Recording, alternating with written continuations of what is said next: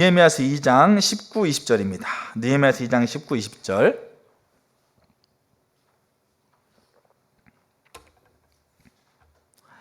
호론 사람 산발랏과 종이었던 암몬 사람 도비야와 아라비아 사람 게셈이 이 말을 듣고 우리를 업신여기고 우리를 비웃어 이르되 너희가 하는 일이 무엇이냐? 너희가 왕을 배반하고자 하느냐 하기로 내가 그들에게 대답하여 이르되 하늘의 하나님이 우리를 형통하게 하시리니 그의 종들인 우리가 일어나 건축하려니와 오직 너희에게는 예루살렘에서 아무 기업도 없고 권리도 없고 기억되는 바도 없다 하였느니라. 아멘. 우리의 신앙은 삶입니다. 그러니까 신앙의 삶이라는 것을 교회가 가르치는 게 아닙니다. 죄송합니다. 교회가 안 가르치는 게 아닙니다. 근데 신앙의 삶이라는 것을 성경이 의도하고 있는 삶의 수준에서 가르치는 게 아니고 너무나 단편적인, 그러니까 교회 생활 열심히 하는 거, 알겠죠? 그 다음에 전도 열심히 하는 거, 이런, 아니면 몇 가지 윤리적이고 도덕적인 거짓말. 그러니까 교회 다니는 사람은 착한다. 거짓말하지 않지, 술을 먹지 않지, 담배하지 않지, 그러면서 교회 다니는 사람 착하더라. 그러니까 이런 어떤 그런, 물론 여러분 착해야 되죠. 그렇지만 성경이 의미하고 있는 성경의 삶이라고 하고 있는, 신앙의 삶이라고 하고 있는 그 가르치는 바에 너무나 한참이나 못 미치는 것을 가르치면서 신앙을 삶이라고 얘기하는 게 오늘날 우리의 모습이에요.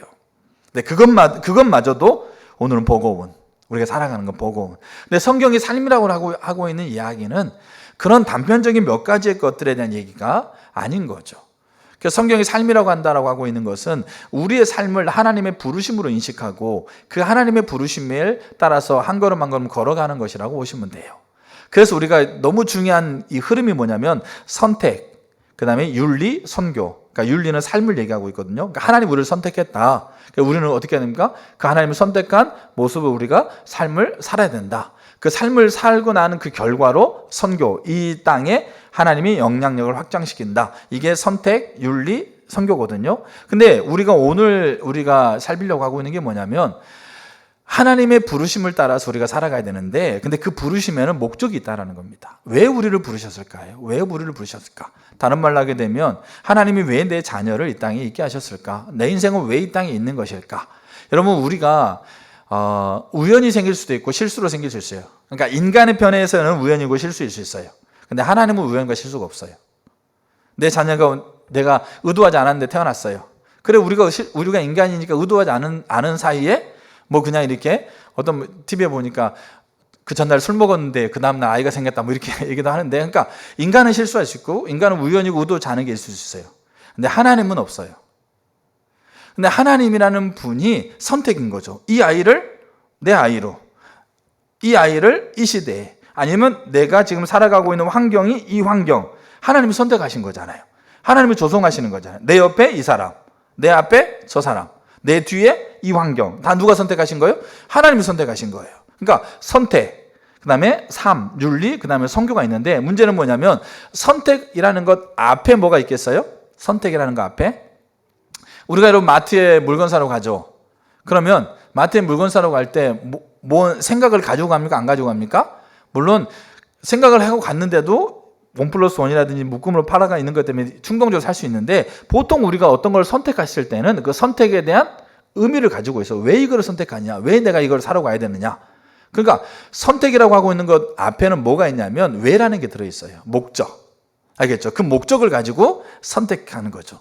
그러니까 그 목적을 가지고 선택하니까 그것을 이해하고 있는 사람, 올바로 이해하고 있는 사람은 그 삶의 자리 있지 않습니까? 삶의 자리에서 하나님이 선택하셨다는 걸 알고 그게 목적이 있다는 걸 알기 때문에 이 선택의 자리에서 내 생각이나 세상의 방법으로, 세상의 생각으로 이 선택을, 삶의 자리를 판단하고 삶의 자리를 결정지으려고 하는 게 아니고, 이 선택하신 분과 그분의 목적에 의해서 내 삶의 자리를, 내 관계의 자리를 판단하고 결정하려고 한다고요. 그게 우리의 삶이에요. 그게 부르심을 따라가는 삶인 거죠. 그래서 오늘 우리가 살펴볼 게 뭐냐면 하나님이 왜 우리를 불렀냐 이거죠. 왜 나는 이 땅에, 하나님께서 이 땅에 살아가도록 나를 선택하셨느냐, 그리고 나를 하나님의 자녀로 선택하셨느냐.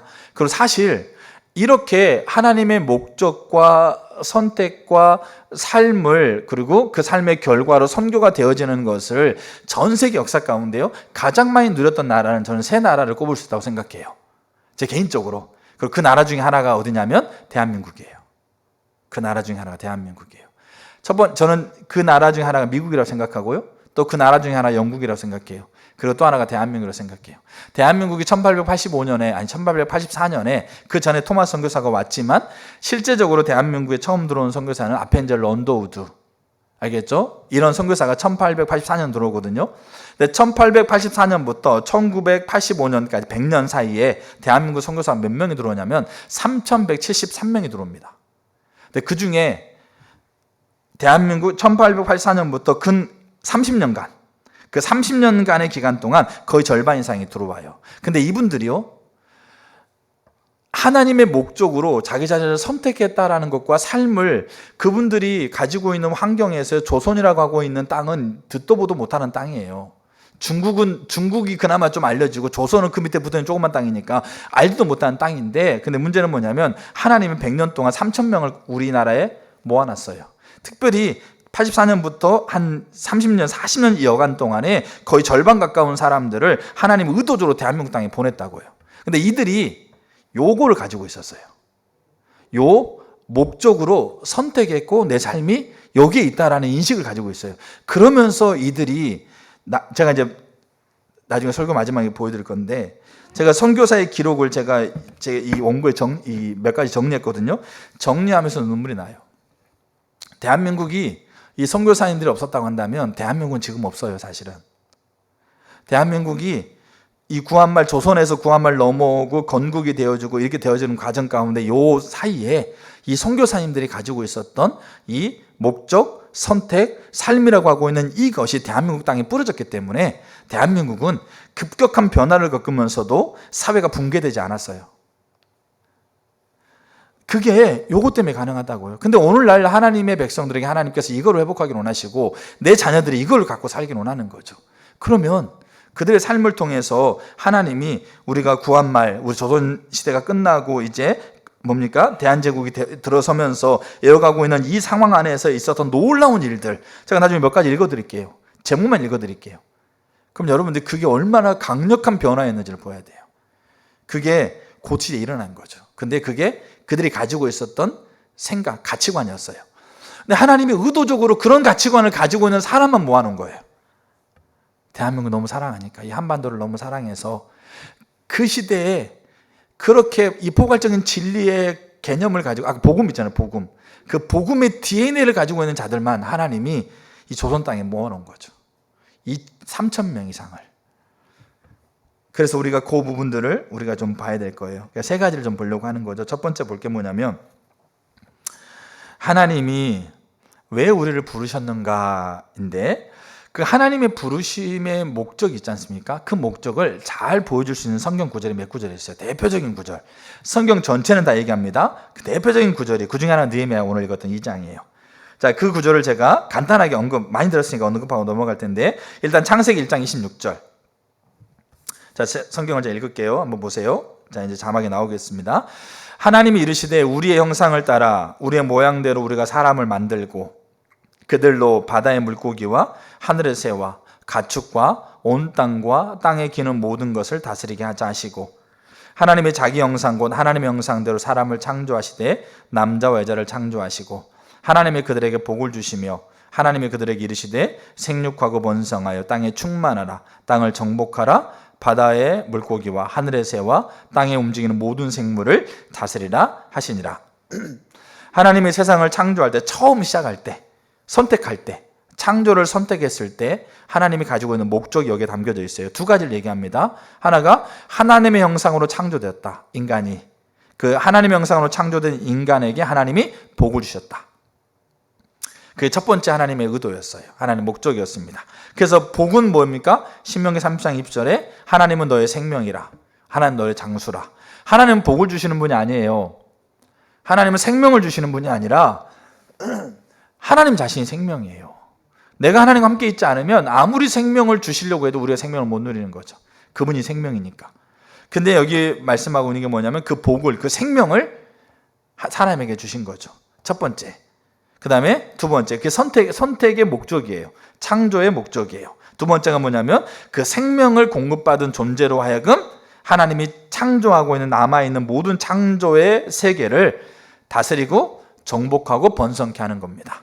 여기 다스리고 정복하다라는 것은 우리가 가지고 있는 이렇게 악한 독재자의 의미가 아니에요. 이 다스리고 정복하다는 말에는 섬기다, 돌보다, 그 다음에 함께 가다, 그 다음에 예배하다, 이런 의미가 포함되어 있어요. 그렇기 때문에 하나님의 생명을 우리가 공급받고 그 생명을 모든 창조 세계에 흘러보내는 것, 이게 하나님의 선택, 창조라고 하고 있는 선택의 목적이었어요. 그 다음에 창세기 12장 1절, 여호와께서 아브라함에게 이르시되 너는 너의 고향과 친척과 아버지의 집을 떠나 내가 내게 보여줄 땅으로 가라. 내가 너로 큰 민족을 이루고 내게 복을 주어 너의 이름을 창대하게 하리니 너는 복이 될지라. 여기도 분명하게 첫 번째 복을 주고 복이 된다. 그 다음에 두 번째 3절, 너를 축복하는 자에게 내가 복을 내리고 너를 저주하는 자에게는 내가 저주하리니 땅의 모든 족속이 너로 말미암아 복을 얻을 것이다. 자, 그러니까 복을 누리는 게 목적. 아브라함을 선택했어요. 아브라함을 선택하는 목적이 뭡니까? 왜 선택했어요? 복을 내가 너한테 주고 너는 복이 될 거다. 그리고 누리고 있는 생명과 복을 너를 통해서 내가 온 세계에 흘러보내서 복을 얻게 할 거다. 이게 아브라함을 선택하고 있는 이유였어요. 목적이었어요. 그러니까 선택, 윤리, 선교라고 한다면 그 선택 앞에 목적이라는 게 반드시 포함되어 있어요. 그 목적이 뭐예요? 그 다음에 또 하나 대표적인 구절이 출애굽기 19장. 모세가 하나님 앞에 올라가니 여호와께서 산에서 그들을 불러 말씀하시되 너는 이같이 야곱의 집에 말하고 이스라엘 자손들에게 말하라. 하나님이 야곱의 집과 이스라엘 자손을 선택했어요. 아브라함이 아니고 창조 때 아담이 아니고 이제는 야곱의 집과 이스라엘 자손, 민족을 선택하신 겁니다. 그 선택의 목적이 뭐냐? 첫 번째 4절, 내가 애굽 사람에 어떻게 행하였음과 내가 어떻게 독수리 날개로 너희를 어디로 인도했다? 내게로 인도했다. 그러니까 내게로 인도했다는 말은 뭡니까? 내게로 와서 나를 누리게끔 했다. 이걸 창세기 1장, 창세기 12장에 의하면 복을 주시는 거죠. 자, 그리고 5절, 세계가 다 내게 속하였나니 너희가 내 말을 잘 듣고 내 언약을 지키면 너는 모든 민족 중에서 내 소유가 되겠고 너희가 내게 대하여 제사장 나라가 된다. 제사장 나라는, 제사장의 역할은 하나님의 백성을 하나님께로 인도해가는 그 통로 역할을 하고 있는 게 제사장이에요. 이스라엘이 그 모든 세계가 다 하나님께 속해 있는데 그 모든 세계를 하나님께로 이끌어가는 통로가 되게 하겠다. 그러니까 이게 선택의 목적입니다. 그리고 오늘 읽었던 느헤미야 2장 19절 20절에는 느헤미야가 그렇게 얘기합니다. 산발락과 도비야, 호론 사람 산발락과 도비야, 이들은 느헤미야가 아닥사스 왕의 조서를 가지고 성벽을 재건하러 왔다라는 얘기를 듣고 나서 비웃어요. 조롱해요. 그것을 비웃고 조롱하고 비판하는 걸 통해서 느헤미야 2장 20절에 느헤미야가 뭐라고 얘기하냐, 두 가지 선언합니다. 하나, 하나님 우리를 형통하게 한다. 이게 뭡니까? 하나님 우리를 형통하게 한다는 말은 하나님의 생명을 우리 가운데 부어주시면서 우리가 하나님을 누린다. 창세기 1장에 복을 주시고 창세기 12장에 복이 되고 출애굽기 19장에 하나님께로 인도해 가고, 그 같은 문맥이에요. 그래서 하나님 형통케 한다. 이거는 단순히 성벽 재건만을 얘기하는 게 아닙니다. 하나님의 생명을 누리게 한다. 그 다음에 또 대답하고 있는 게 뭐냐면 너희는 예루살렘은 뭘 얘기할까요? 하나님의 생명을 누리는 걸 얘기합니다. 장소적인 개념이라고 우리가 이렇게 1차적이지만 2차적으로는 하나님의 생명이 있는 공간을 얘기합니다. 그래서 예루살렘에서 아무 기업도 없고 권리도 없고 기억되는 바도 없다. 여기 기업이나 권리라는 말은 그것을 누릴 수 있는 자격이 없다는 얘기죠. 우리가 나한테 이거 좀 너 줘야 돼 그랬을 때 우리 뭐라 합니까? 네가 뭔 권리로 나한테 이를 요구하느냐? 이런 거죠. 그러니까 지금 여기에는 하나님의 일을 대적하고 있는 자들은 하나님이 형통케 하고 있는 생명을 누릴 수 있는 자격이 없는 것을 얘기하고 있어요. 근데 제가 성경을 보면서 이런 생각이 들더라고요. 이거를 다른 각도에서 해석하면 애초에 하나님이 기업이나 권리나 기억되는 것을 이들에게 줄 생각이 없었다고 한다면 굳이 얘기할 필요 없다는 얘기예요.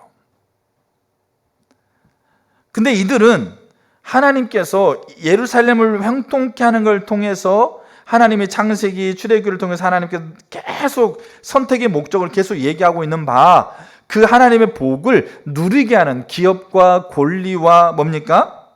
기억되게 하는 것을, 누리게 하는 것을 하나님이 의도하고 있었다는 것을 이 안에 포함하고 있다고 생각해요. 근데 산발락과 도비아는 그것을 배척했어요. 그것을 비난했어요. 그것이 무의미하다라고, 그것이 가치 없다라고, 그것이 뭡니까? 쓸모없다라고 그걸 배척했기 때문에 그들은 권리가 없는 거예요. 근데 하나님이 그들에게 권리를 주고자 하는 의도가 없었다고 한다면 이 얘기할 필요 없다는 얘기죠. 그 말인즉슨 요 안에, 느헤미야의 안에, 그러니까 단순히 느헤미야는 있지 않습니까? 성벽을 재건해서 이스라엘을 회복해가지고 이스라엘이 잘 먹고 잘 사는 게 느헤미야의 최종 목적이 아니었다고요. 느헤미야 2장 12절, 내 하나님이 내 가슴 속에 예루살렘을 위해서 무엇을 해야 될 걸 집어넣었다. 이거는 성벽 재건을 통해서 이스라엘의 정체성을 회복하는 것이 첫 번째예요. 다른 말로 하게 되면 복이 되어진 게 첫 번째입니다. 근데 이 느헤미야 가치 속에는 창세기부터 하나님이 계속 얘기해 주고 있는 선택의 목적이 또 하나가 들어가 있다는 거죠. 그게 뭐냐면 온 창조 세계가, 제가 전에 나눴던 복음의 DNA처럼 온 창조 세계가 이 하나님의 복이 흘러가는 거예요. 근데 그거를 배척하고 있는 자들은 하나님이 아무리 주고 싶어도 그걸 배척하는 자들에게는 줄 수 없는 거예요. 그러니까 그들은 권리가 없는 거예요. 그러나 예루살렘의 6장을 보게 되면, 느헤미야 6장을 보게 되면 성벽이 51년 만에 완공되잖아요. 그때 산발락과 도비아 그 지역에 있는 이방인들이요 두려웠다고 그랬어요. 헬라어, 제가 지난번에 말씀드린 히브리어 리아라는 단어인데 그게 보는 거죠. 보는 거. 하나님이 실제로 형통겠다는 것을 눈으로 보는 거는. 그러면 그 보는 자들이 갈등하게 돼 있어요. 그럼 그 안에서 배척하는 자들은 권리와 기업이 없어요. 그러나 배척하지 않고 그것을 용납하고 받아들이는 자들, 라합이 그랬고, 알겠죠? 그 성경 안에 이방인들, 고넬료가 그랬고, 그렇게 보았으니까 보는데도 배척한 자들이 있어요. 근데 보고 배척하지 않는 자들에게는 그 복이 그들에게 흘러가는 거죠. 이거를 느헤미야가 성벽을 재건하는 것 안에 하나님의 선한 손이 나를 통해서 무슨 일을 하셨는가에 대한 그 목적을 얘기하고 있는 거예요. 하나님이 왜 나를 선택했을까? 왜 하나님이 다시 이스라엘, 이 나라를, 우리 조국 이스라엘을 하나님이 왜 선택했을까? 그 목적이 여기에 있다. 우리를 형통하게 하신다. 우리 형통하게 하니까 다른 사람은 다 힘들고 어려웠을 때 형통하면 잘 먹고 잘 살려고? 아니다. 이 형통하는 걸 통해서 온 창조 세계가 권리와 기업과 기억되는 것을 함께 누리게 하기 위해서, 우리를 통해서 그 일을 하기 위해서 우리에게 하나님 우리를 선택하셨다라고 하고 있는 것이 저는 이 느헤미야서 2장에 나와 있는 이 느헤미야의 말 속에 포함되어 있는 부분이라고 개인적으로 생각해요. 성경 읽다 보니까 그런 마음이 들었어요. 근데 느헤미야 2장은 둘째 치고 창세기, 출애굽기, 이사야도 마찬가지예요.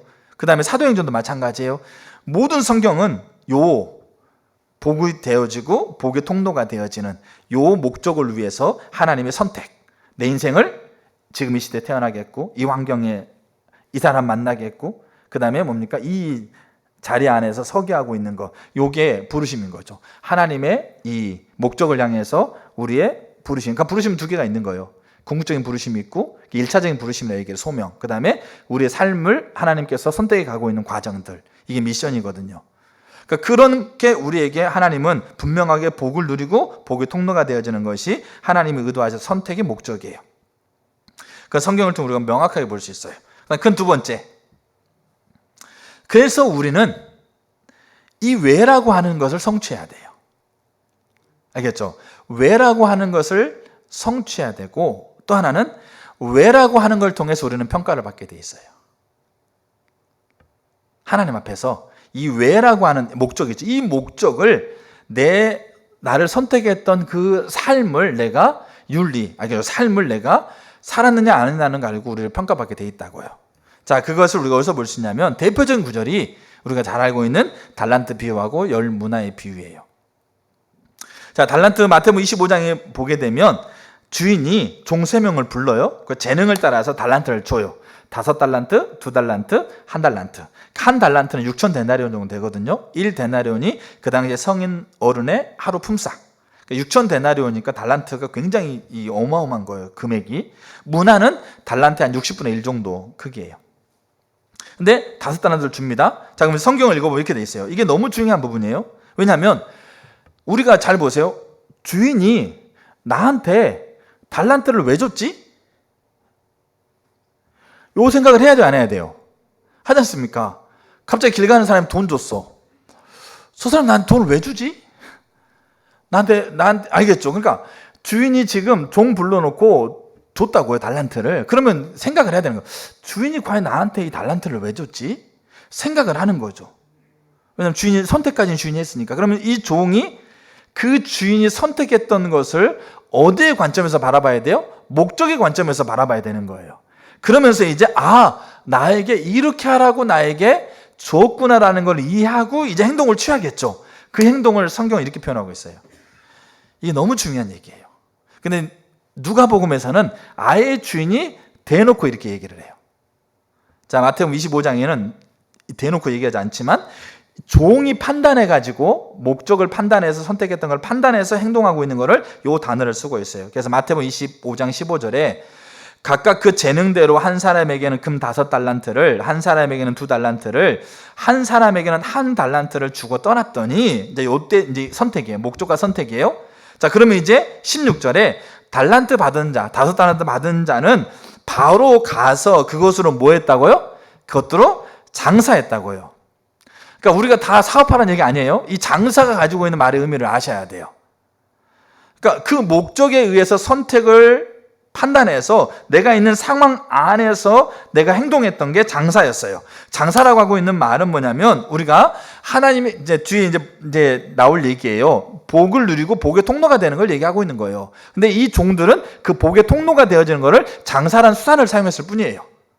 알겠죠? 자, 근데 이제 장사했어요. 그리고 이제 주인이 돌아와가지고 그 남아있는 것을 가지고 이제 판단해가지고 5개, 2개 남긴 자들을 칭찬했죠. 나머지 한 사람은 땅에 묻어놨어요. 땅에 묻어놓은 거 왜 그럴까요? 주인의 목적에 선택했던 것을 이 종이 판단한 거죠. 왜 나한테 이걸 줬을까? 근데 내가 보니까 주인이 이런 사람인 것 같아. 근데 내가 이거 잃어버리면 안 될 것 같아가지고 땅에 묻어놨다. 이게 목적을 가지고 선택했던 거를 자기가 판단하는 거잖아요. 자, 근데 누가복음 19장에 똑같은 비유가 나와요. 근데 여기에는 10명의 종을 불러가지고 한 사람한테 10문화를 줘요. 문화는 달란트 60분의 1 정도 가격입니다. 자, 19장 13절 이렇게 돼 있어요. 그 종 10을 불러 은하 10문화를 주며 이르되, 여기는 대놓고 얘기를 해요. 내가 돌아올 때까지 10문화 가지고 뭐 해라? 장사해라. 자, 그러면서 15절에 뭐라고 그러냐면, 자, 귀인이 왕위를 받아가지고 돌아와서 은하를 준 종들이 각각 어떻게 뭐 했는지 장사하였는지를 알고자 하여 그들을 불러요. 그러니까 지금 장사를 가지고, 다른 말로 하게 되면 목적을 가지고 선택했던 것을 어떻게 이해해서 그대로 삶을 살았는지에 대한 걸 가지고 판단하겠다는 얘기잖아요. 그리고 그 판단이 우리는 오해하면 안 돼. 하나님이 많은 것 했던 사람들, 하나님이 더 막 어마어마하게 막 몇십억, 몇천억 했던 사람을 칭찬하고 뭐 조금만 건 칭찬한다, 이 개념이 아니에요. 왜냐하면 제가 그 뒤에 얘기를 해주고, 왜 우리가 이 부르심의 목적을 우리가 성취해야 되고 왜 그걸로 하나님 판단하는가를 우리가 알아야 돼요. 자, 근데 일단은 어떻게 장사했는지를 가지고 그걸 판단하는 거예요. 그 나머지 이야기는 우리가 지금 이렇게 살펴볼 얘기가 아니니까. 자, 그래서 중요한 게 뭐라고요? 우리가 장사해야 돼요. 장사. 알겠죠? 사업하는 얘기가 아니고 우리가 그 하나님의 목적의 선택. 분명히 저는 우리가 처해 있는 환경이 하나님의 선택이에요.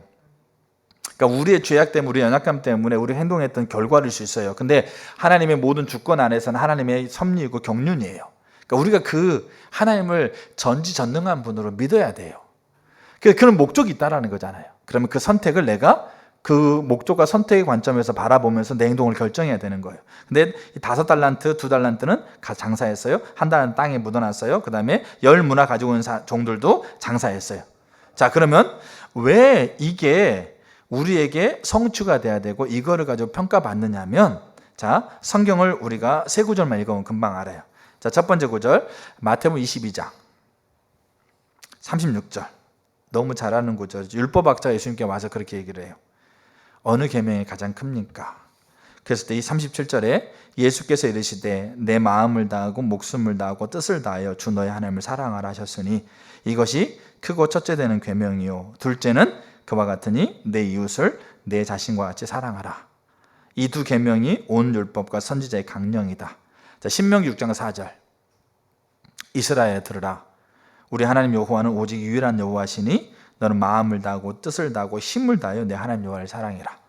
로마서 13장, 이 마태복음 예수님의 얘기와 구약의 신명기 얘기를 바울은 이렇게 얘기를 해요. 더 급진적이에요. 어떻게 보면 13장 8절, 피차 사랑의 빛 외에는 아무에게든지 아무 빛도 지지 말라. 남을 사랑하는 자는 율법을 다 이루었느니라. 간음하지 말라, 살인하지 말라, 도둑질하지 말라, 탐내지 말라 한 것과 그 외에 다른 계명이 있을지라도 내 이웃을 내 자신과 같이 사랑하라 하신 그 말씀 가운데 다 들었느니라. 자, 목적을 성취하고 그 목적을 성취하는 것으로 평가받는 것은 그 결과를 가지고 판단하는 것처럼 보여요. 5개 남겼고 2개 남겼고 10문화를 가지고 문화를 남겼던 것을 가지고 판단하는 것처럼 보이는데, 근데 여기에요, 종이 장사라 그랬죠. 그리고 그다음에 어떻게 장사했는가를 본다고 그랬어요. 어떻게 장사했는가를 본다는 말은 뭐냐면, 이 장사가 이 성경에 나와 있는 마태복음, 신명기, 로마서에 나와 있는 뭐와 같냐면 장사가 하나님을 사랑하는 증거였어요. 그래서 바울은 이웃을 사랑하는 것이 모든 율법의 완성이다라고 표현하고 있는 거예요. 예수님 분명히 첫째 계명이 있고 그 다음에 둘째가 계명이 있다고 그랬잖아요. 신명기에서는 제일 되는 계명이 분명히 하나님을 사랑하는 거라고 얘기했잖아요. 근데 바울은 아니 예수님이 첫째 있고 둘째 있다고 그랬으니까 이 둘째보다 첫째가 더 소중하고 제일 핵심 있는 계명이라고 얘기하는데, 바울은 급진적으로 나가버리는 거예요. 온갖 계명이 있다 하더라도 이웃을 사랑하는 것이 모든 계명의 완성이고 모든 계명이 그 안에 들어있다, 이렇게 얘기하고 있는 거예요. 왜 그러느냐? 이웃을 사랑하는 거, 다른 말로 하게 되면 장사하는 거 있지 않습니까? 달란트 5달란트 받은 사람이 주인의 목적으로 선택해, 내게 5달란트 줬지라고 선택했던 것은 뭐냐면, 그걸 남겨가지고 주인 남기지 않으면 주인 나를 심판할까 봐 남겨가지고 남긴 거는 이제 내 개인적으로 쓰라고 하나님 주시겠지? 이런 의도가 아니었고, 이 종이 주인을 사랑하고 주인을 전심으로 주인을 목적 삼았고 주인이 원하는 것이 그의 원함이었기 때문에 그것을 가지고 자기가 결정했던 행동이 장사였던 거예요. 그러니까 하나님은 뭘 보고 평가하는 거예요? 얼마나 많은 걸 했느냐, 얼마나 많이 남겼느냐가 하나님의 초점이 아니고 어떻게 했느냐예요. 근데 그 어떻게는 반드시 뭐가 들어가겠어요? 그 안에 그 행동을 하게 되는 그 중심의 배경이 들어가 있다고요. 근데 그 중심 배경은 뭐냐면 하나님을 사랑하는 거였어요. 네가 하나님을 사랑하느냐, 네가 하나님을 전부로 여기느냐, 네가 하나님이 모든 것이냐에 대한 이야기가 거기 들어있다고요. 여러분, 그래서 구원이라고 하고 있는 것은 우리가 죄의 무게가 너무 커요. 죄의 결과가 너무 심각해. 지옥이라는 거잖아요. 영원토록 그 뜨거운 불 못해서 구더기도 죽지 않는 곳에서 산다 그러면서 막 불길 보여주고 막 구더기 보여주고 막 지옥 간증 들으면서 막 벌벌 떨잖아요. 근데 십자가에서 예수님을 통해서 그 구원을 이루셔서 내가 지옥에 안 가도 된대. 내가 천국 가서 뭡니까? 아픔도 없고 눈물도 없고 그냥 보석 위에 가득 차 있는 곳은 내가 영원히 산대. 와, 그렇구나. 내가 하나님 나를 구원했구나. 이게 십자가의 전부가 아니에요. 우리 구원을 위해서 십자가를 받아들이는 것만이 아니라는 얘기죠. 왜냐하면 바울은 이 구원이 죄의 결과로부터 우리를 자유케 하고 지옥에서부터 우리를 꺼내고 우리가 죽음을 죽였던 이 결과를, 구원이 너무나 놀라운 핵심적인 하나님의 놀라운 은혜라는 걸 얘기를 해요. 근데 바울은 뭐라고 하냐면, 우리가 십자가를 받아들일 때, 내가 십자가를 내가 내 마음속에 영접할 때, 그때 우리는 2가지를 고백하는 거라고요. 첫째, 하나님이, 예수님이 나의 구원자입니다. 내 죄의 문제를 해결해주는 해결자이십니다. 그 해결을 제가 신뢰하고 그 해결되었음을 제가 고백합니다라고 받아들이는 거예요. 그게 구원자예요. 근데 바울이 얘기하고 있는 말은 그것만이 아니에요. 뭐가 있어요? 주가 있어요, 주가.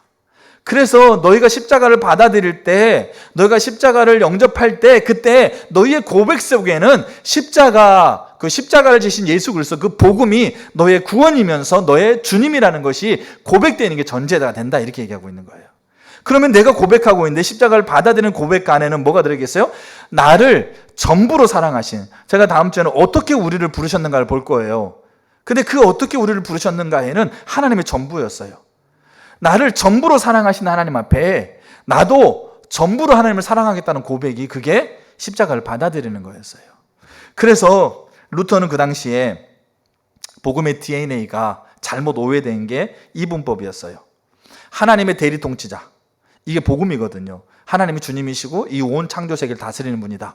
내가 그 하나님의 대리 통치자다. 이게 복음인데 이 복음을 잘못 이해한 게 중세였어요. 그래서 하나님의 대리자는가까지 이해했는데 내가 하나님의 대리자로서 이제 뭐 해야 됩니까? 교회가 세상의 모든 영역을 다스려야 돼. 제가 지난주에 설명드렸잖아요.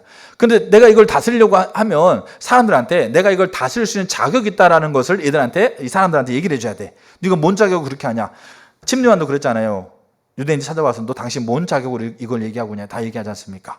하늘로부터 왔냐? 사람한테 왔느냐? 그러니까 우리가 어떤 사람이 나한테 뭘 설명했을 때 당신이 무슨 자격으로 무슨 권리로 이런 얘기 많이 하잖아요. 그러니까 중세 카톨릭이 하나님의 대리 통치자는 복음의 DNA를 가지고 나서 내가 복음의 DNA를 가지고 온 세계를 다스려야 된다. 이거를 중세 카톨릭이 오해한 거죠. 그러면서 어떻게 했느냐? 사제, 신부, 교회에서 하고 있는 미사, 제도 이런 것들은 어마어마하게 성스러운 것. 그 다음에 농부, 그 다음에 뭐 기계업, 상공업, 그 다음에 가정 이런 것들은 필요한 영역인데 저급한 것. 그러니까 성스러운 영역에 있는 사람들이 이 저급한 이 사람들을 가르치고 권면하고 그 다음에 훈계된다라는 이 개념을 갖고 있는 거죠. 그게 복음의 DNA를 잘못 이해하고 있는 거죠. 근데 오늘날 우리 이런 얘기가 많아요. 이게 너무나 많은 피해를 가져요. 중세. 십자군 전쟁도 그런 의미가 있고. 그러니까 아주 그냥 학을 뗀 치를 떠는 거죠. 그래가지고 인간의 이성이 발달하면서 나오고 있는 복음의 DNA를 잘못 이해하고 있는 것 중에 하나가 뭐냐면 공적인 영역과 사적인 영역을 분리해버렸죠. 복음의 DNA를 갖고 있는 거 맞는데 그거 어디서만 해라? 교회에서만 해라. 너네가 선택한 너네 개인의 자유니까 네가 뭐 이걸 선택하든 이걸 선택하든 네 자유니까 그건 네가 복음의 DNA 가지고 있는 것이 거기서는 가능해. 거기서만 마음껏 해. 근데 사회, 정치, 경제, 문화, 교육, 과학 이런 영역에서는 공적인 영역이니까 논리적, 과학적인 것으로 가야지 너네 가지고 있는 복음의 DNA 가지고 오는 게 아니다. 이러면서 거기에 벽을 쳐버렸다는 얘기예요. 요게 두 가지의 잘못된 관점이었어요. 근데 특별히 중세 카톨릭은 이게 엄청 심했어요. 특별히 말로 갈수록. 근데 루터라는 사람이 뭐라고 그러냐면 숨어있는 하나님을 얘기해요. 숨어있다 하나님이. 어디에 숨어있느냐? 하나님이 이웃의 뒤에 숨어있다. 내가 이웃을 섬길 때 나는 누구를 섬기고 있다? 하나님을 섬기고 있다. 그 말은 뭐예요? 내가 농사를 하면서 그 농사를 가지고 내가 수확을 해가지고 내가 팔아가지고 사는 사람은 그 필요가 있어서 사는 거니까 내가 농사를 해가지고 열매를 맺어가지고 팔았을 때 파는 사람의 도움을 가지고 사는 사람을 내가 섬기는 거다. 근데 나는 단순히 농사를 지어서 그러니까 경제를 얻는 이익의 수단으로 사용하고 있는 게 아니라 그 사람을 섬기면서 그 사람 뒤에 계시는 하나님을 섬기는 거다. 그게 하나님을 사랑하는 거라고 가르쳤다고요.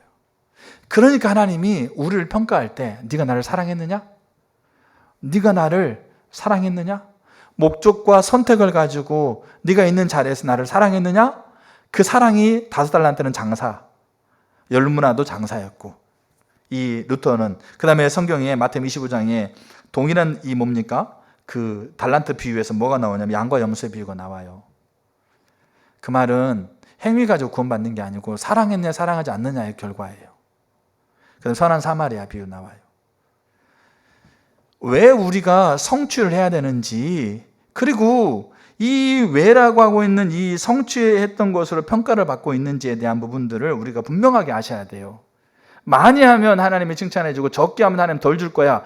여러분 이런 개념으로 접근해 가다 보면 우리가 이 부분을 놓쳐버린다고요. 하나님이 우리를 목적까지 선택했던 거 오히려 우리에게 짐이 되고 부담이 되는 거예요. 왜냐하면 거기에 하려고 하면 내가 시간을 들여야죠. 물질을 들여야 되죠. 뭡니까? 내 감정을 소비해야 되죠. 내 시간을 소비해야 되죠. 안 하는 거죠. 그러면 내가 편한 것만 하면서 그래 신앙은 삶이라고 그러는데 몇 가지 편한 것만 하는 것으로 그렇게 이렇게 너무나 이렇게 성경이 말하고 있는 것과는 비교할 수 없는 차원에서 가르치다 보니까 그거 하는 것으로 내가 잘했다고 생각하고 있고 나 상급 받을 거야 이렇게 생각하고 있는 거잖아요. 하나님 물어보는 것은 네가 그 일을 했느냐 그의 결과가 뭐였느냐가 아니고 네가 어떻게 그 일을 했느냐. 나를 사랑했어? 나를 사랑하고 내가 전부였어? 그거를 가지고 하나님이 그 열매를 하나님께서 보면서 그거를 판단하시는 거죠. 그래서 성경은 분명히 하나님 사랑과 이웃 사랑이 나눠지지 않고 그래서 이 분리되어 있는 자리에서 이것이 아니다라는 것을 성경은 분명히 얘기하고 있는 거예요. 그래서 왜를 성취해야 되고요. 왜라는 것을 가지고 이 목적을 가지고 우리는 하나님 앞에 평가를 받게 돼 있어요. 자, 그 다음에 마지막 세 번째요. 근데 이 가치관을 가지고 대한민국에 1800년 85년부터 1985년까지, 아니요, 그 전에 50년, 1885년부터 50년, 아니요, 30년, 요 오간에 하나님이 2000명 이상의 사람을 보냈어요. 요 가치관을 가지고 있는 사람들.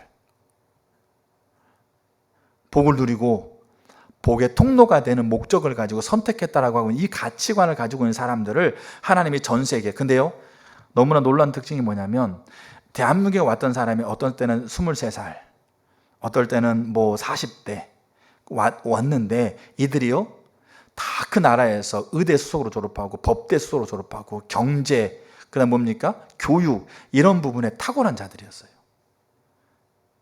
근데 이름 없는 조선이라고 하고는 그 땅에 알지도 못하는데 하나님이 복을 누리게 하고 복의 통로가 되게 하겠다는 이 놀라운 이 하나님의 선택을 가지고 이들이 좋은 땅으로 와요. 오자마자 죽기도 해요.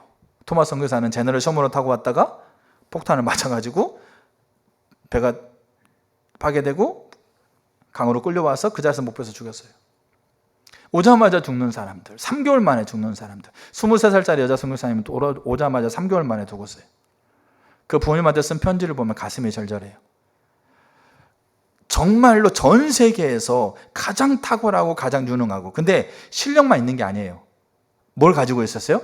요 목적과 선택, 그 다음에 삶, 윤리와 선교라고 하고 있는 이 정말 성경적인 진리를 가지고 있는, 그 진리 안에 자기 인생을 걸고자 하는 자들, 하나님이 일부러 다 세계에서 이렇게 뽑아갖고 그래가지고 그 짧은 100년, 아니요 50년 기간 안에 대한민국에 다 보내버린 거예요.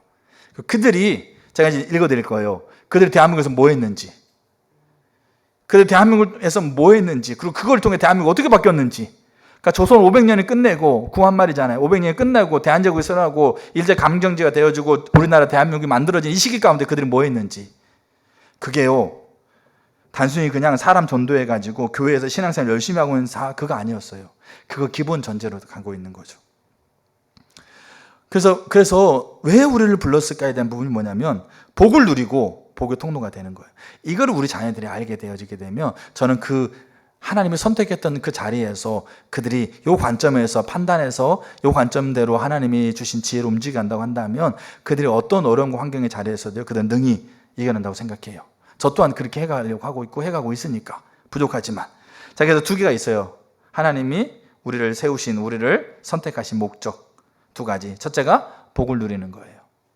둘째가 복의 통로가 되는 거죠. 그러니까 복을 누리는 건 뭐냐? 우리가 창세기 때 우리가 봤던 거죠. 그러니까 하나님의 백성이 된다는 것 자체가 하나님이 선택했다라고 하고 있는 복을 누리는 겁니다.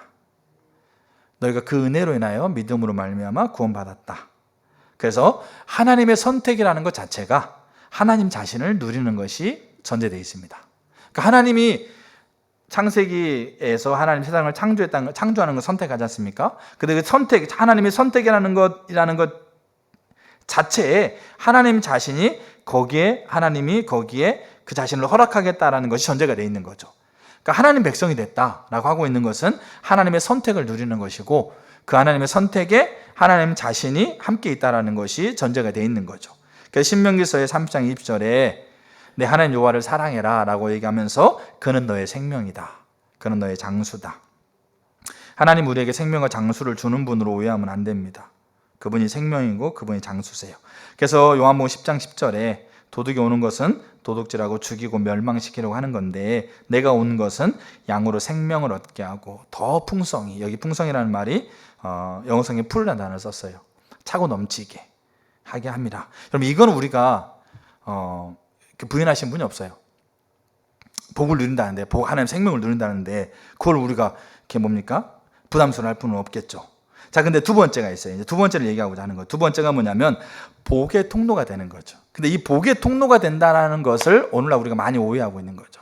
그러니까 안 믿는 사람을 전도해가지고 구원받게 해서 교회생활 열심히 하게 하는 것, 이게 우리가 복의 통로로 생각하는 것으로 우리가 너무나 많이 관점을 가지고 있었던 거예요. 근데 복의 통로가 된다는 말은 구원받은 축복만이 아니라 전인격적이고 포괄적인 영역이라는 거죠.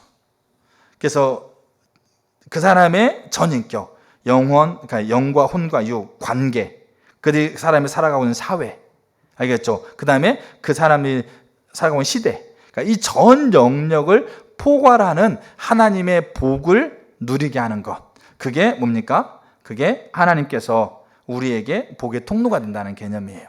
그게 목적을 가지고 우리를 선택하고 있는 거죠. 여러분, 그렇기 때문에 한국기독교역사연구소에서 선교사들 1884년에 처음 아펜젤러, 그 다음에 언더우 선교사가 들어오고 있는 그때부터 1985년까지 대한민국 선교사를 조사했어요. 대략, 그것도 대략이에요. 그러니까 수치가 이렇게 보여주는 것만 얘기하는 거죠. 그게 3,179명이 들어와요.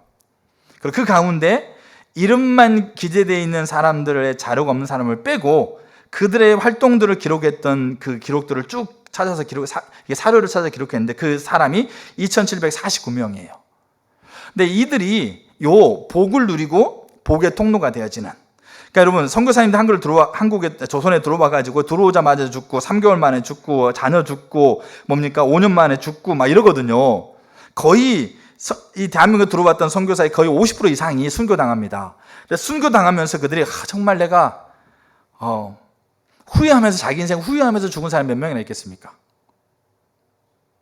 내 인생 헛살았다. 내가 이렇게 살려고, 내가 여기서 죽으려고 내가 지금 이렇게 고생하고 왔느냐라고 그렇게 하나님 원망하고 죽은 사람 몇 명이나 있겠어요? 있을 수 있겠죠. 근데 문제는 뭐냐면 이들은 복을 누리는 자였거든요. 복을 소유한 자들이었거든요.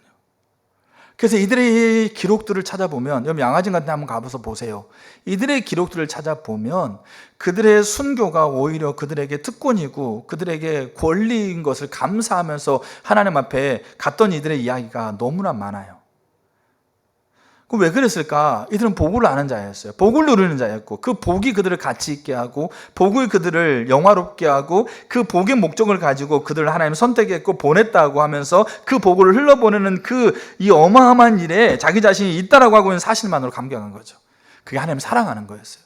사랑하니까 그 목적과 선택을 하고 그 삶의 자리에서 사랑하니까 그 목적과 선택의 관점으로, 사랑의 관점으로 바라보면서 그 삶을 움직여 갔던 거죠. 근데 이게 비단 잃어버린 교회 안 다닌 예수를 모르는 사람들 전도해가지고 교회에서 예배 잘 드리게 하는 것만으로 그치지 않았다는 얘기예요.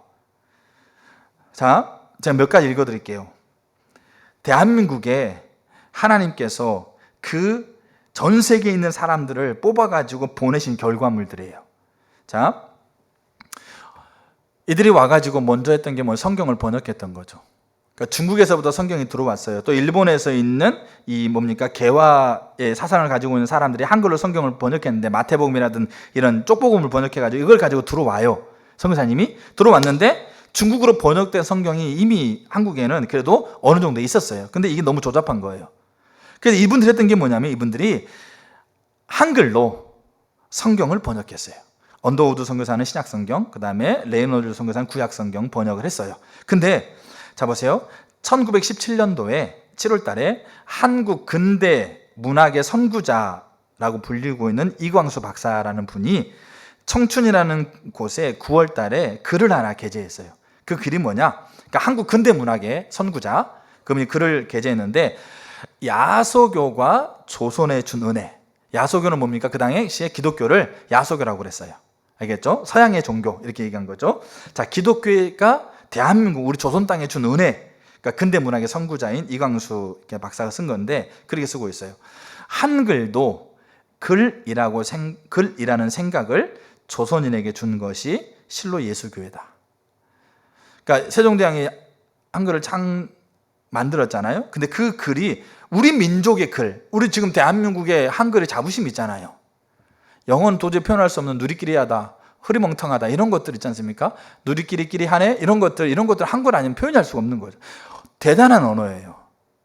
이 좁은 나라에서 만든 언어가. 우리는 자부심 있죠. 한글에 대한 자부심이. 근데 그때만 해도 한글이 민족의 글이라고 하고 있는 자부심이 많이 없었다고요. 그냥 이 평민들이 그냥 이렇게 쓰고 있는 구전되어지는 언어 정도만 쓰고 있는, 양반들은 여전히 뭐 쓰고 있어요? 한문 쓰고 있고. 근데 한글이 우리 민족의 글이라고 하고 있는 자부심이 언제 생겼느냐? 그게 교회가 준 혜택이라는 얘기예요.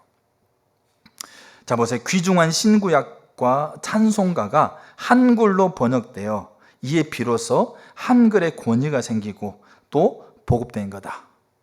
이때 이미 중국의 이 성경을 해석하는 경전이 있었다는 거죠. 근데 이분이 이렇게 얘기합니다. 그것은 보급도 잘 안 됐을 뿐더러 번역이라고 하지 못할 만큼 졸렬했다. 소위 토를 달았을 뿐이다. 그러나 성경의 번역은 조선 글과 조선 말이 진정한 의미로 고상한 사상을 담는 그릇이 된다는 것을 보여준 것이다. 그러니까 우리나라 말이 고상한, 알겠죠? 엄청나게 고상한 것을 표현할 수 있는, 담을 수 있는 어마어마한 것이라는 것을 이 민족이 알게 되는 것이 성경 번역이 최초일 거다. 그렇게 하면서 만일 후에 조선 문학이 건설된다고 한다면 그 문학사의 제1항에는 신구약의 번역이 기록될 것이다. 어마어마하죠. 우리 조선이 끝나고 구한말 넘어오면서 대한민국이 한글이라고 하고 있는 것이 민족의 언어라고 하고 있는 정체성이 급격하게 자리 잡은 거요. 성경의 번역과 선교사들이 하는 일이었어요. 그럼 또 하나 보세요. 조선시대 이후에 전쟁과 기군이 악순환이 계속돼요. 농업사회였지만 풍년은 자주 없어서 그래서 농업의 재배법과 그 다음에 감자를 가져오는 게 선교사였어요. 감자. 이 귀칠라프 선교사가 가져왔대요. 그 다음에 한반도의 전역에 능금이라고 하고 있는 작은 이렇게 이 과일이 있었어요. 근데 이게 뭡니까? 자꾸 맛이 없었는데, 근데 사과 씨를 가지고 온 게 선교사였어요. 그리고 딸기. 종묘를 가져와가지고 딸기를 자기 집에 심어가지고 재배해가지고 이거를 확산시켰어요. 그 다음에 한국 농업에 누구보다 애정을 가졌던 언더우드 선교사는 농사 기법을 신문에 소개했어요. 거름 만드는 것, 젖 붙이는 것, 소도 짜는 것, 이런 모든 농사 방법을 미국의 경험 있는 사람과 연결해가지고 전하고요. 그리고 미국의 경험 있는 사람을 중심으로 농업학교를 세워가지고 그 농사의 그 기술을 양성하자는 주장을 하면서 교육사업을 시작해요. 농업진흥의 이 빈곤, 이것에 강력한 영향을 끼쳤던 게 선교사들이었어요. 그 다음에 또 하나가 조선 여성에 대한 뜨거운 열정으로 여학교를 설립해요. 그리고 한국의 고아원이라고 하는 걸 최초로 설립해요. 고아들을 데려와서 가르쳐요. 그래서 1000개 이상의 고아원이 생기고 300개 학교가 세워져요. 그리고 임시정부의 부주석으로 있었던 김규식 이 박사도 독립운동가도 이 성교원이 뭡니까? 선교사가 키운 고아 출신이에요. 그 다음에 민족 지도자로 우뚝 섰던 도산 안창호, 이런 기독교 학교 출신이에요. 이승만 박사, 이런 분들이 다 이 초기에 이 근대 교육을 가지고 선교사들이 왔던 교육 안에서 세웠던 거예요. 그래서 미국 선교사들에 의해서 처음에 근대 교육 제도가 미션 스쿨에 설립이 돼요. 그리고 빈부 귀천을 막론하고 이 보편적인 정의를 가르치고 조선 사회에 인재들을 길러내고 해요. 그 대표적인 곳이 배제학당이에요. 그리고 의료, 제중원이라든지 연세 세브란스, 제중원 연세 세브란스 되는 거잖아요. 그 외에도 전국의 각도에 병원이 세워져요. 자, 그 다음에 보세요. 조선 여성들을 깨우친 최초의 여성 교육기관인 이화학당이 선교사에 의해 세워져요. 그리고 너무 중요한 게 뭐냐면 보세요. 조정에서 관아에서 우리 그 TV 보게 되면 이런 거 있죠. 벽에 이제 벽보를 붙여 현상 뭐 사람 붙이든지 아니면 공고문을 붙이잖아요. 그러면서 다 모아놓고 이거 읽으십시오. 이 사람 보면 얘기해 주세요. 근데 어떤 사람 그것도 글도 몰라. 근데 국가에서 소식을 전하는 수단은 그거밖에 없었어요. 뭐밖에 없었어요? 벽보 붙이는 거. 길 거 다니면서 벽보 붙이는 거밖에 없었어요. 근데 조종 관아에서 동네 곳곳에 붙이는 벽보가 그냥 고작이었었던 조선말, 알겠죠? 이 구한말 때, 그때 신문을 만든 게 누구였냐면 선교사들이었어요. 뉴스, 신문, 잡지 이런 것들을 대량으로 출판해서요.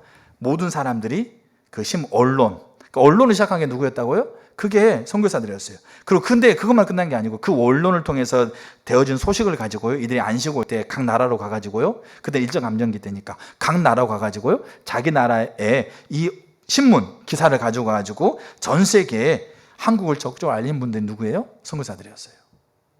어마어마한 거예요. 지금 구한말 때 이 시기 40년 동안에 이 선교사님들이 이 시기가 없었다면 대한민국 번역이 될 거고 시대에 따라서 대한민국 아마 발전될 거예요. 근데 엄청난 우리가 겪었던 진통보다는 말로 할 수 없는 사회 붕괴까지 갈 수 있는 일들이 아마 일어날 수 있어요.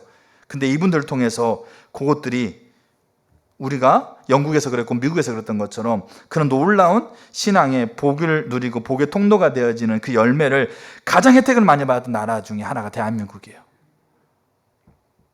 그래서 독립신문, 대한매일신보 이런 것을 만들어내고, 그 다음에 선교사님 한 분인 베델이라는 분은 한국을 위해서 싸우는 것이 하나님의 소명이다.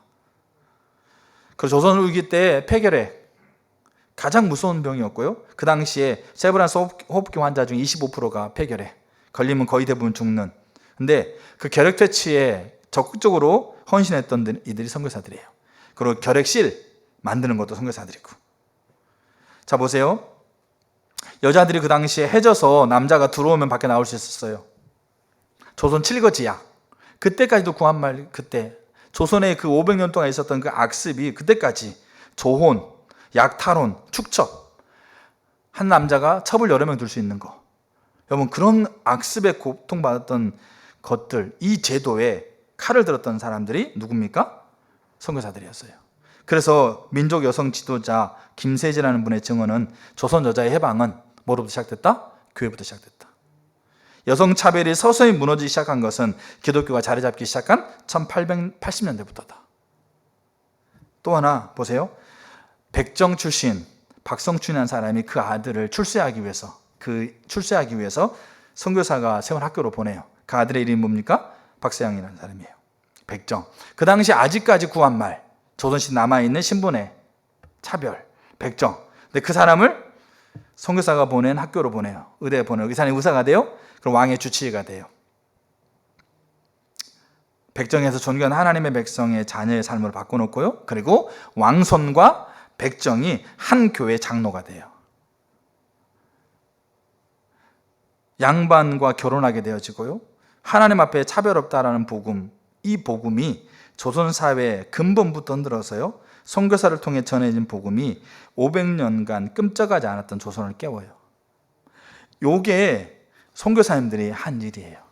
그러니까 잘 보셔야 될 게 뭐냐면, 왜 우리를 선택했느냐의 부르심에 대한 부분들이 복을 누리는 게 먼저, 복을 그들이 삶에, 이게 20살 때, 23살 때, 아니요 10살 때, 10대 때 하나님을 만났던, 복을 누렸던 자들이 이제 하나님이 그들의 공부하고 학업하고 일생을 살아가고 있는 자리에서 하나님을 선택해가지고 그들에게 조선이라는 걸 보게 하고 듣게 하고 알게 하시면서 그들을 보내는 선택. 근데 이 선택이 그들이 이 가치관을 가지고 오지 않았다고 한다면 그들은 뭐 했겠어요? 그냥 복음을 전해가지고 그냥 교회에서 그렇게 예배 잘 드리고 그렇게 신앙생활 잘하고 있는 사람들, 그런 사람들과 함께 예배를 드리는 것으로 만족해버릴 수 있었는데, 근데 그들은 그거를 하지 않은 게 아니에요. 그게 전부가 그게 전제가 돼 있는 거죠. 근데 그들은 포괄적으로 이 창조의 온 세계를, 복음의 DNA에서 창조의 온 세계를 하나님의 복이 미치게 하겠다라고 하고 있는 이 올바른 가치관을 가지고 있는 자들이 하나님이 대한민국에 보내가지고 그 50년이라는 기간 동안에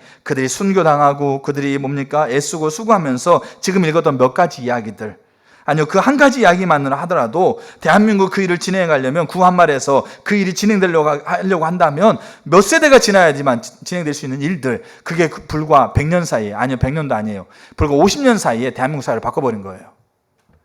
이게 목적을 가지고 선택했고 그 삶을 살았던 것의 선교의 이 성경적인 원리를 가장 탁월하게 경험했던 나라, 세 나라 중에 하나가 대한민국이라고요.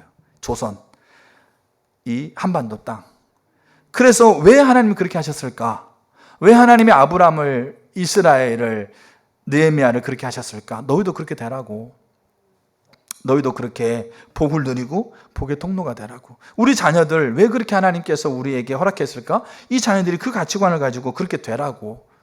사회, 정치, 경제, 교육방, 가정, 종교 모든 영역 안에서 포괄적인 진리를 가지고 복을 누리고 복의 통로가 되는 자가 세워진다고 생각해 보세요. 오늘 우리가 기도했던 한 사람 한 사람, 이 아이가 나중에 뭐가 될지 모르잖아요. 제가 초등학교 2학년 때 교회 다녔는데 제가 지금 이 자리에 설 때 누가 알았겠어요? 하나님은 알았겠죠. 근데 우리가 이 아이를 통해서 하나님 무슨 일을 할지, 전 열방까지, 온 창조세계에 펼쳐져 있는 전 열방까지 가지고 있는 그 포괄적인 진리를 확장시키고 드러내는 일에 하나님이, 그게 우리의 목적이다. 그게 우리의 자녀들이 깨달아야 될 성경적인 진리라는 거죠. 그러면 그들의 인생이 목적과 선택의 자리에서 이 윤리, 삶의 자리에서 요 관점으로 이걸 판단하게 되어 있다고요. 5달란트 받은 종이 그걸 판단했던 것처럼. 열 문화는 장사라고 명령했기 때문에 그냥 그렇게 한다 치지만, 근데 문제는 하더라도 목적에서 선택을 이 관점에서 이해하지 못하게 되면 한다 하더라도요 올바르지 못하게 돼 있어요. 근데 하나님이 그게 우리의 목적이에요. 제가 한 가지만 더 얘기하고 영상 하나 보여드릴게요. 제가 사실 참 많이 부족한 부분이 많아요. 그리고 그것 때문에 많이 고민도 해요. 그래서 실수도 많고 선택을 결정하는 부분도, 결정의 선택이 번복되는 것도 참 많아서 정말 많이 고민하고 하나님의 은혜를 구해요.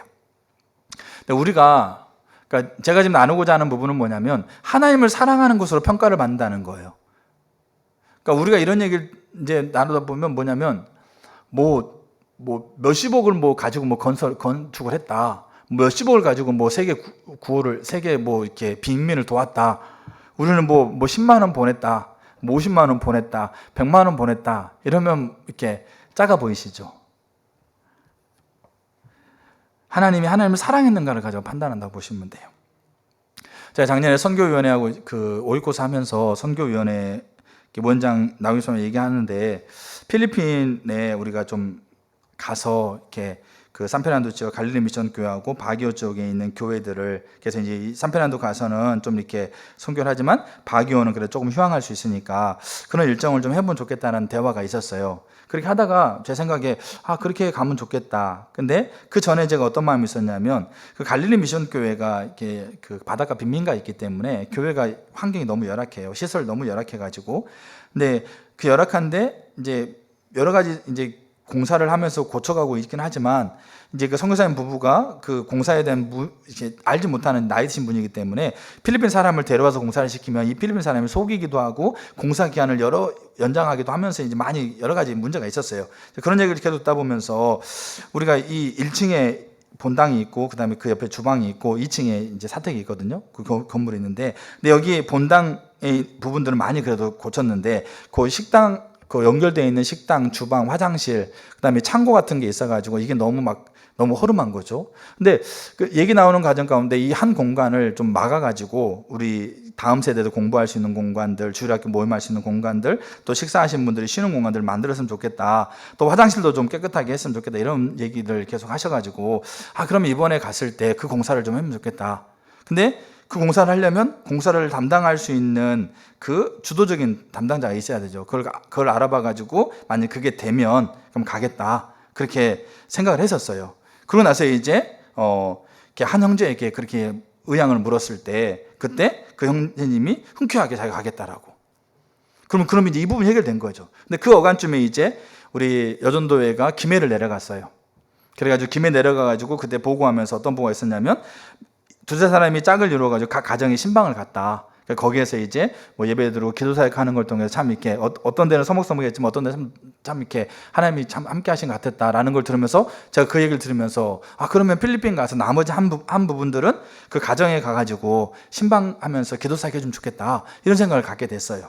그래가지고 그럼 이제 공사가 담당할 수 있는 분이 이제 되고, 그 다음에 이제 모집되어지게 되면 신방 가고, 그렇게 해가지고 그렇게 이제 교회 나눴죠. 나누고 이제 신청자를 모집했는데 두 가지 예상치 못한 상황이 생겼어요. 하나는 뭐냐면 참여 인원이 없었어요. 그때 4명 정도. 그리고 또 하나는 뭐냐면 공사를 주체적으로 하려고 했던 형제가 공사 진행하기 어려워졌어요. 여러 가지 상황이 있었어요. 근데 공사 진행하는 것이 조금 이렇게, 그때 처음에 막 열정적으로 가겠다고 했던 부분들이 마음이 점점점 이렇게 좀 이렇게 식어지고 여러 가지 상경이 있으면서 제가 보기에 그렇게 막 대면대면한 부분이 있었어요. 그러다 보니까 많이 고민됐어요. 왜냐하면 선교사님에게 우리가 가겠다고 그랬을 때 가장 주 목적은 공사였어요. 그곳에 있는 시설들을 정말 우리가 아이들 공부할 수 있는 공간과 그다음에 화장실, 주방 이런 것들을 방을 만드는 공사를 하는데 그걸 우리가 어떻게 할 수 없잖아요. 근데 이제 그게 이제 일단 주도적으로 안 된 거예요. 그러다 보니까 그래도 그냥 이 신청돼 있는 인원과 함께 갈 수는 있어요. 그래서 거기서 이제 뭐 일정을 소화하고 바교 가서 그렇게 지낼 수 있어요. 근데 이거 가지고 정말 많이 고민했어요. 정말 많이 고민했어요. 근데 고민 끝에 그 단기 선교 가는 거, 올해 2월 달에 가게 돼 있거든요. 단기 선교 가는 것을 이렇게 연기하게 됐어요. 그것 때문에 이제 한 가정의 교회를 떠나기도 했어요. 연기하게 했어요. 자, 근데 그렇게 하면서 마음이 좀 많이 저도 어려웠어요. 많이 힘들고, 이게 더 선택하고 결정할 때 하나님 은혜가 더 필요하고 더 세심하게 하나님 뜻을 봐야 되겠다는 생각이 더 하게 됐어요. 그리고 또 하나는 그 선교제 너무 미안했어요. 선교제 너무 미안했고, 그렇게 하고 있는데 이렇게 그 다음 주인가 그 다음 주에 이렇게 한 집사님 저를 찾아왔어요. 찾아와가지고 이제 그 단기 선교를 신청했던 분입니다. 그 신청했던 분이 이렇게 기도하는데 그때 이제 100만 원이 이제 그 신청 그 회비였거든요. 그래서 이제 본인이 그 본인 돈으로 자기 경비를 대고 하나님이 자기 마음 속에 목회자 경비를 이렇게 자신이 좀 이렇게 지원하는 마음이 있어가지고 그렇게 하려고 마음을 이렇게 생각을 했던 거죠. 근데 이제 단기 선교가 취소된 거죠. 그래서 하나님 앞에 기도하는데 계속 그 마음이 있었던 거죠. 그래서 그거를 뭐 이렇게 이미 이렇게 목회자가 가는 경비를 이렇게 주려고 쓴 거니까 그러니까 목회자에게 주라라는 마음이 있어가 저한테 가져온 거예요. 그러니까 저는 이제 갑자기 이제 그 100만 원이 생긴 거죠.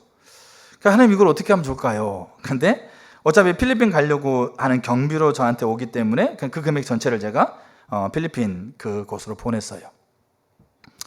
그러고 나서 얼마 있지 않아서 필리핀 그 갈릴리 미션 교회에서 뭐를 하게 됐냐면 그 가장 긴급한 시급한 문제였던 방을 만들기 위해서 그 창고 같은 것을 이제 완전 이렇게 좀 이렇게 부분 헐고 그걸 정리하고 하는 그 작업을 시작하게 됐어요. 근데 그걸 누가 시작했느냐?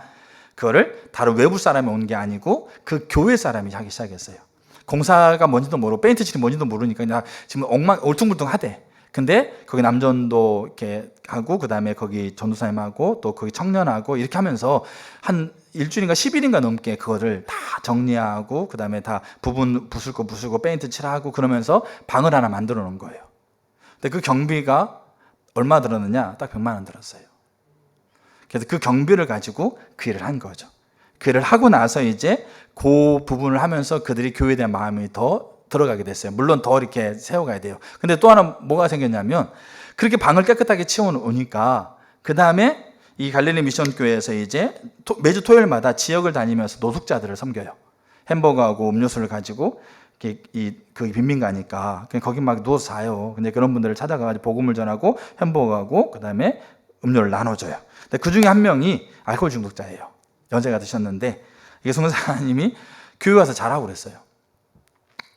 교회에서 자라고 그랬는데 그래서 이 노숙인이 교회 와서 이제 자요. 그래서 이제 쌀을 갖다 주고 교회에서 이제 음식을 조리하고 또 평일에는 나가서 이제 일하고 안 들어올 때도 있어요. 이 알코올 중독이기 때문에. 그래서 교회에서 자는데 그 방에서는 주일학교 아이들이 예배를 공부를 하기 때문에 그걸 자지 못하고 그 본당에서 이제 병풍을 치고 잡니다. 병풍을 치고 자는데 그 분이 가지고 있는 짐이라든지 이런 것들을 교회 안에 넣어버려 할 수 없어가지고 어디다 놓냐면 그 깨끗하게 만들어진 공간 안에 캐비넷을 넣고 그 캐비넷 안에 그 짐을 넣고 있어요. 그러니까 그 공간들을 만들어 놓고 그리고 그것에 이제 하나님이 사용하게 하시는 부분들. 그리고 이제 이후에 지금 뭘 이렇게 생각하고 있냐면 필리핀에서 그냥 간단하게 한 50명에서 100명 먹이는데 한 주 1회 한 10만 원 든대요.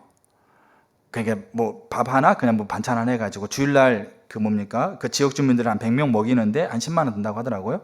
그래서 이것을 이제 그 시장이라든지 외부로 나가서 그 지역에 있는 그러니까 우리가 노숙인 쉼터 같은 것처럼 알겠죠? 그 무료급식처럼 주중에 한 번 그렇게 할 부분들을 생각하고 있어요. 저한테도 그런 마음이 주셔가지고 얘기를 하고 특별히 그 안에 있는 다음 세대 먹지 못하고 있는 다음 세대들을 한두에 한 번이라도 광장 앞에 이렇게 급식소를 차려놓고 좀 이렇게 먹게 하는 그리고 더 이렇게 이게 더 발전되어지게 되면 건물을 구입해가지고 거기에 이제 그 영구적인 장소를 만드는 이런 부분들을 좀 더 고민하고 있어요. 그런 걸 보면서 저도 이게 필리핀에 이렇게 위치나 땅 보러 가야 되나 이런 생각도 들기도 하고. 그러니까 제가 말씀드린 게 뭐냐면 이게 하나의 이렇게 씨앗이 되고 있다는 거죠. 하나의 모판이 되어져서 지금 그러니까 우리가 이 부분을 올바르게 이 목회자인 제가 이거를 더 하나님의 기준 안에서 더 이렇게 분별하지 못했던 연약함도 있고 또 여러 가지 환경도 있고 근데 문제는 뭐냐면 그 안에서 장사했던 것 그 장사했던 거를 가지고 그렇게 움직였을 때 그래도 그게 하나의 은혜의 도구가 되어져서 그 일들이 이루어가고 있는 부분이 있다라는 거죠. 그리고 그게 이제 어떻게 보면 조금 더 이렇게 시발점이 되어져서 그 더 확장되어 가는 부분들로 가고 있는 일들이 있다라는 거죠. 그러니까 우리가 왜라고 하고 있는 그 부르심, 왜 우리를 불렀을까? 왜 우리를 선택해서 내게 이 자리를 허락하셨을까? 이것에 대해서 복을 누리고 복의 통로가 되어지는 것이, 이 관점이 우리 가운데 이게 성경적인 관점인데, 그 복의 통로가 되어야 된다는 걸 단순히 구원받고 우리 하나님의 자녀가 되는 것뿐만 아니라 우리 모든 영역 안에 하나님의 복이 미치는 거라고 하는 그 통로가 되는 것. 그렇다고 한다면 내 삶의 만남과 내 삶의 일터와 내 삶의 가정과 내 삶의 오가는 모든 자리가 우리가 어떤 관점으로 바라보는 것이 이게 바뀌게 된다는 거죠. 그리고 그렇게 탁월한 자들이 하나님이 대한민국에 보냈다는 거죠. 그래서 그 혜택을, 이 목적이라고 하고 있는 것의 혜택을 가장 많이 받았던 나라가, 저는 개인적으로 세계 역사를 보면서 개인적으로 세 나라인데 그 중에 하나가 우리 대한민국이라고 생각해요. 왜 그렇게 했느냐? 빚진 자로서 바울이 내가 빚진 자의 심정으로 빚을 갚아야 된다. 목적의 선택에 삶을 들였던 자들의 삶을 통해서 우리가 선교라고 하고 있는 빚을 졌다고 한다면 우리 또한 그렇게 선교라고 하고 있는 빚을 갚는, 단순히 전도해서 복음 전하는 것만이 아니라, 그래서 탄자니아 나정의 선교사님 같은 경우도요, 케냐 쪽에 들어가면서 물통 지고 들어가요. 쌀 들고 들어간다고요. 정말 오지 그곳에 물통 수십 개씩 들고 들어가면서 물을 공급해주고 쌀을 공급해주고, 그래서 복음을 전할 뿐만 아니라 그들을 가르치고, 그들이 가지고 있는, 그들이 속해 있는 사회에서 그 구습과 인습에 쌓여가지고 그게 전부인 것처럼 여겨지고 있는 그들을 개혁하려고 하고 있는, 움직임들을 하고 있는 거잖아요. 근데 거기에 물 들고 쌀 들고 가고 있는 게 수단이 되어지고 있는 거죠. 그런 분들 한 분 한 분을 통해서 전 세계에 빚이 갚아지는 거잖아요. 단순히 복음만 전하는 게 아니고. 그래서 그렇다고 한다면 복음 전하는 것은 그 장사하는 것에 가장 처음에 우리에게 주어지는 가장 아름다운 혜택이고, 그 혜택에 더 그 복음을 들었던 사람의 사회가 바뀌고 경제가 바뀌고 정치가 바뀌고 그렇게 바뀌어가는 일들이 되어지게 된다면, 그럼 우리 조선시대가 넘어오면서 우리 가운데 부었던 그 은혜를 다시 우리가 누릴 뿐만 아니라 우리 다음 세대들이 그거를 가지고 이제 전 세계로 가는 거죠. 그런 복을 누리고 복의 통로가 되어 전 세계에 간다고 생각해 보세요. 그러면 하나님이 그들을 통해서 무슨 일을 이룰지는 상상할 수도 없는 거죠. 오자마자 23살 여자가 오자마자 선교사님이 3개월 만에 죽었는데 그게 아무런 의미가 없었을 것 같으세요? 오자마자 토마스 선교사님 오자마자 목배에 죽었는데, 여러분 그 죽으면서 던졌던 성경이 그 가져갔던 사람의 벽지로 발라주고요. 그 벽지가 나중에 뭐가 되는지 아세요? 그 발랐던 그 집이 나중에 평양 대붕이 일어났던 장대현 교회가 돼요. 그 벽지로 발랐던 사람이 하나님 앞에 돌아오게 되어지고, 그걸 교회로 내주게 되고, 널따라 교회인데 그걸 넣어주고, 그럼 거기가 선교사님 들어오게 되어지고, 거기에 교회가 세워지면서 1907년 대한민국 부흥이 그곳에 일어나요. 토마스 선교사 오자마자 목배에 죽으며 던졌던 성경 하나가 놀라운 일들이 일어나는 거죠. 근데 1907년에 부흥이 일어나면서요, 이 평양 사회가 완전하게 뒤바뀌어요. 그러니까 대한민국의 소돔이라고 했던 땅이에요, 평양이. 근데 그 땅이 완전하게 바뀌어요. 놀라운 일들이 일어나고 있는 거죠. 자, 그래서 이렇게 설교를 마치면서 이제 영상 하나 좀 보고 같이 기도했으면 좋겠어요. 우리나라에 왔던 선교사님들의 이야기는 들으면 들을수록 가슴이 벅차요. 하나님이 나를 정말 사랑해서 우리에게 이런 일을 하셨구나 생각되면 정말 우리가 너무 감격스러울 수밖에 없어요. 그래서 한번 좀 이렇게 들어봐 주세요. 선교사님들의 이야기를 간단하게 한 7분 정도 될 거예요. 우리가 한번 좀 보고 같이 기도하면 좋겠다 싶습니다. 주여, 지금은 아무것도 보이지 않습니다. 메마르고 가난한 땅, 나무 한 그루 시원하게 자라오르지 못하는 땅에 저희들을 옮겨와 심으셨습니다. 지금은 아무것도 보이지 않습니다. 보이는 것은 고집스럽게 얼룩진 어둠뿐입니다. 어둠과 가난과 인습에 묶여 사는 조선 사람뿐입니다. 저희들이 하늘나라의 한 백성, 한 자녀임을 알고 눈물로 기뻐할 날이 있음을 믿나이다. 주여 오직 제 믿음을 붙잡아 주소서. 이런 간절한 기도를 드리며 조선을 품고 조선을 위해 헌신한 사람들이 있었습니다.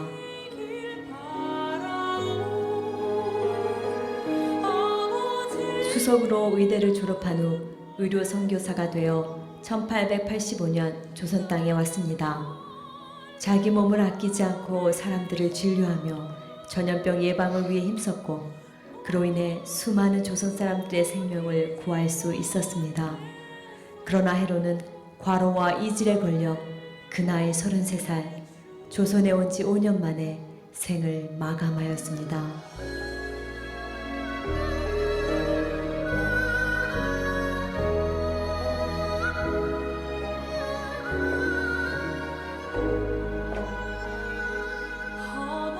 한국 최초의 감리교 선교사로서 1885년 부산에 도착한 아펜젤로는 정부의 정식 인가를 받은 한국 역사상 최초의 근대식 교육기관인 배제학당을 설립하였습니다.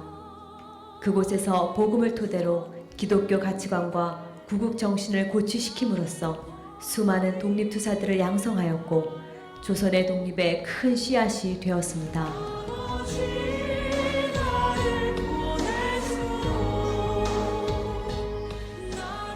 '한국이 살아갈 방도는 교육뿐임을 외치며 교육 선구자로서 23년간 선교하였습니다.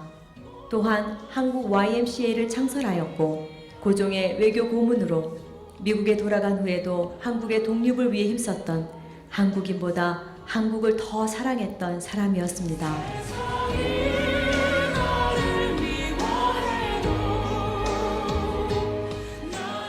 1892년 서울에서 결혼한 부부 의료 선교사로 남편 제임스는 청일전쟁 부상자들을 밤낮 없이 치료하다 3년 만에 과로와 발진 티푸스로 조선 땅에 묻혔습니다. 남편과 딸을 먼저 조선 땅에 묻은 로제타는 그 후 44년을 조선 땅에 머물면서 평양의 광해여원과 기월병원을 설립하였습니다. 그리고 최초 시각장애인 학교를 세우며 여의사와 간호사 양성에 헌신하였습니다.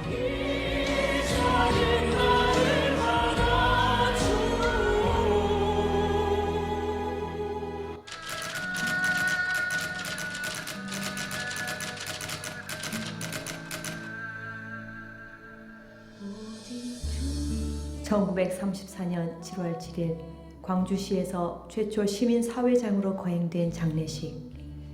수백 명의 나환자들과 거린들이 어머니 어머니를 외치며 울부짖는 소리는 조객으로 식장을 가득 메운 수많은 기독교인들은 물론 예수를 믿지 않는 자들과 지방인사들, 전남지사 야지마를 비롯한 많은 일본인들까지 눈물바다를 이루게 하였습니다. 서서평 부인은 다시 살아난 예수님이었습니다. 그녀는 자신의 온 생을 바쳐 예수님이 원하시고 기뻐하시는 뜻이 무엇인지 우리에게 보여주었습니다. 엘리제 쉐핑. 그녀는 서서평이란 이름을 더 좋아했고 보리밥과 된장국을 먹으며 한복에 남자 검정 고무신을 신고 살았던, 그렇게 삶 전체로 조선을 사랑했던 사람이었습니다. 1912년 간호선교사로 광주에 온 서서평은 의료 선교사역뿐만 아니라 가난하고 소외된 자들을 위한 교육과 사회사업에 평생 헌신하였습니다. 1922년 여성들의 문맹 퇴치와 계몽을 위해 최초의 여자 신학교인 이일학교를 세워 이혼당한 여자와 과부 그리고 나이가 들어 학력이 초과한 부녀자들을 모아 교육하였습니다. 또한 복음 전파를 위해 교회를 세우고 최초로 부인 조력회를 조직하여 신앙 수련과 협동 사업, 교회 봉사 활동에 앞장서게 하였습니다.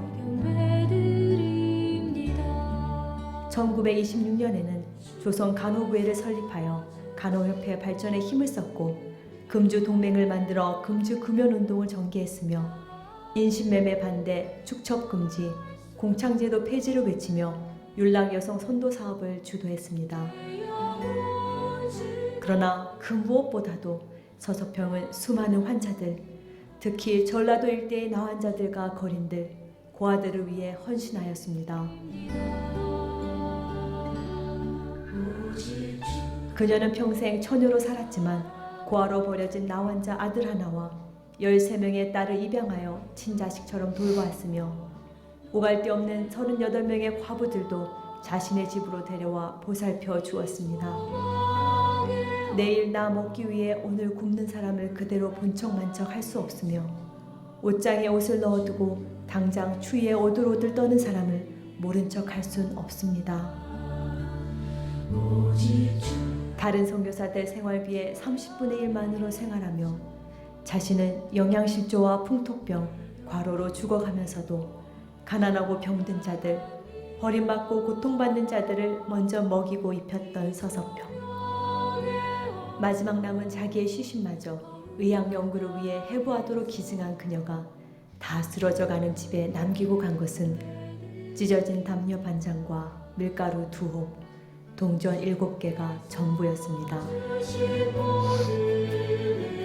천국에서 만납시다 라는 말을 남기고 떠난 그녀의 침대 머리맡에 붙어있던 종이 한 장. 성공이 아니라 섬김이다.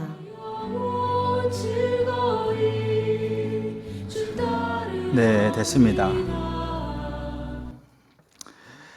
우리가 하나님께서 가지고 있는 외라고 하고 있는 것을 우리가 이렇게 혜택을 받았습니다. 그래서 우리가 우리의 삶과 우리의 자녀의 삶이 그렇게 이 외라는 것을 성취해가는 자리에 우리가 서기를 간절히 원합니다. 되길 축복합니다. 우리 같이 하나님 찬양했으면 좋겠습니다.